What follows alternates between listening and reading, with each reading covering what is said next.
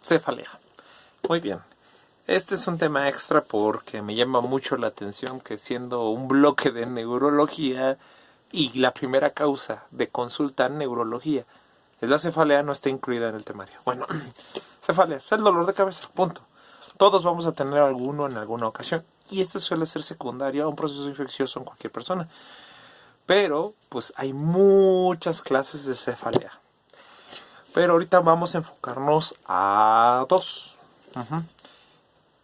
La cefalea, bueno, de una vez les digo, la mayor parte de las cefaleas son de origen tensional. ¿Sí quedamos? La mayoría. Ya luego hay otros apartados de causas secundarias y la famosísima migraña. Pero la mayor parte son de origen tensional. ¿Esta por qué se debe? Porque una persona se estresa, se contrae la musculatura y ¿qué es lo que pasa? Los músculos al estar contraídos no logran una buena oxigenación y esto genera tensión. ¿Cómo suele ser la cefalea tensional?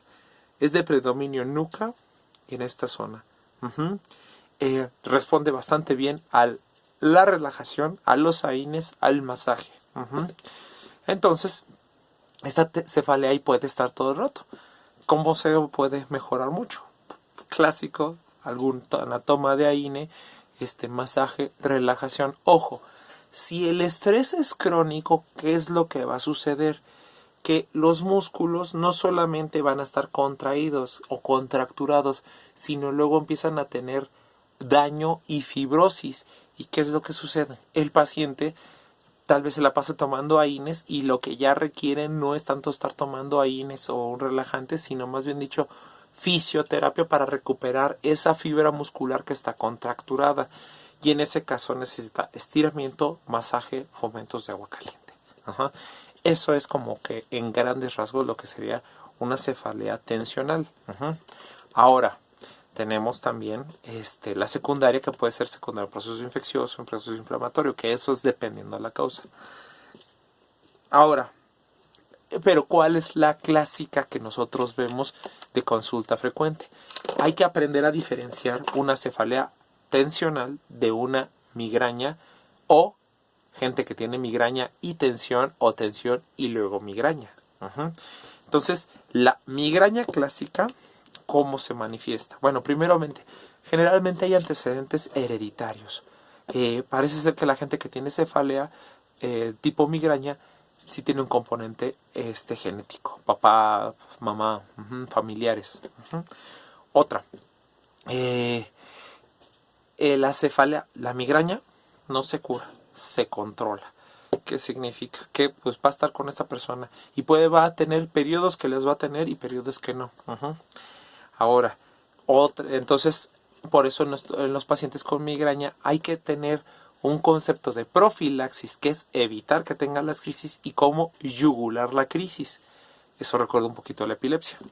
Ahora, ¿cuáles son las características clínicas clásicas? Generalmente el paciente tiene un aura que le avisa que va a tener dolor de cabeza. Puede ser olores, cambios en la imagen, en la luz, escuchan algo que les está avisando que va a tener. ¿Cómo suele ser el dolor clásico? Suele ser de un ojo o de un lado que empieza. Suele ser una cefalea pulsátil. Hay que tener buena semiología del dolor. ¿Cómo es? Suele ser, no siempre es. Suele ser pulsátil, de un lado se extiende hacia posterior y a veces al otro cráneo. Tiene factores y varía mucho la intensidad del dolor del 1 hasta el 10, que suele ser incapacitante. Suele estar acompañado de náuseas, visión borrosa,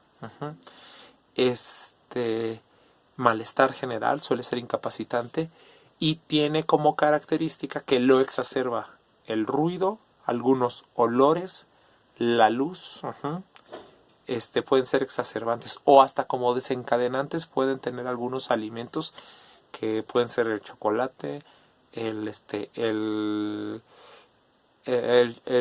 sí, principalmente lo que tienen ajantinas, las semillas, los cítricos. Hay gente que es muy sensible a estas cosas como desencadenantes. ¿Qué lo disminuye? La presión, la oscuridad, el frío, lo aumenta el calor, el frío lo baja, después de vomitar mejoran mucho o después de dormir. Y después de que ya pasó la crisis, a veces mejoran con los AINES, a veces no. Y después de que tienen una crisis de cefalea, tienen como que un estado de mucho cansancio. Lo que le llaman resaca de migraña. Esto es el caso clásico. Oigan, ¿pero no les suena aura, evento, un estado después de donde se sienten cansados? Entonces, suena muy como crisis convulsiva. No es que sea una crisis convulsiva, pero se comporta. ¿Por qué? Porque hay dos teorías de por qué da migraña. La teoría vascular y la teoría neurológica. Con detractores y con o gente que lo apoya. ¿Qué dice la teoría vascular? Que tú tienes tu vaso sanguíneo y por alguna razón hay cambios en el tono del vaso, vasodilatación, vasoconstricción, y que esto irrita las meninges y por eso es una de las características que es pulsátil, ¿no? Y que por eso es lo que duele.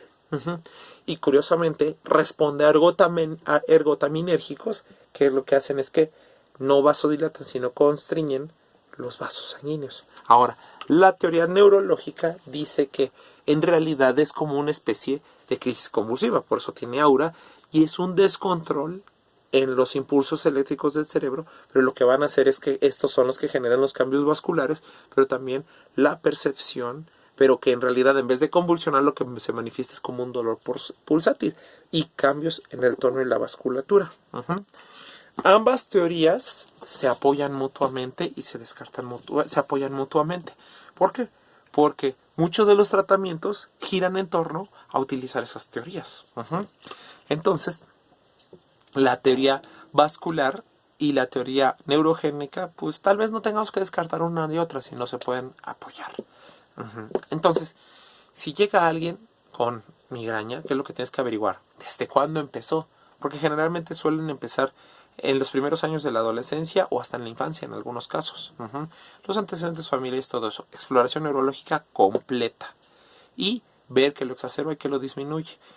Eso orienta mucho a cómo es. Ahorita te voy a enseñar unas tablas, ¿sí?